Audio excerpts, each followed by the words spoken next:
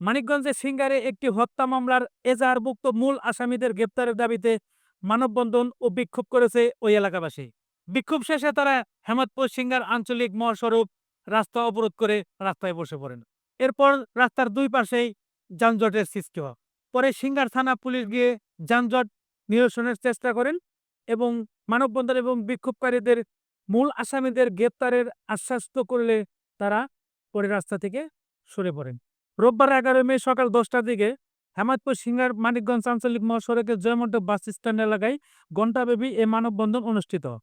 প্রকাশ থাকে যে সিঙ্গার উপজেলার জয়মন্টপ ইউনিয়নের রায়দক্ষিণ পূর্ব পাড়ার ৩য় শ্রেণীর পড়ুয়া নাতনিকে স্কুলে যাওয়া আসার পথে উত্ত্যক্ত করত প্রতিবেশী চিহ্নিত মাদক ব্যবসায়ী আলামিন।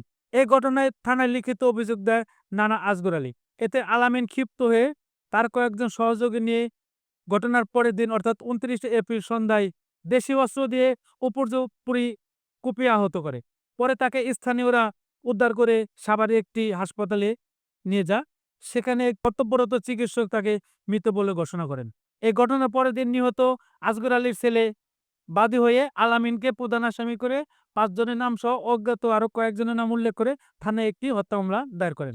অভিযুক্ত আলামিন একই এলাকার প্রয়াত কালো প্রমাণিকের ছেলে। এদিকে এই ঘটনার সাথে জড়িত থাকার অভিযোগে সিঙ্গার থানা পুলিশ ৪ জনকে এ পর্যন্ত গ্রেপ্তার করেছে।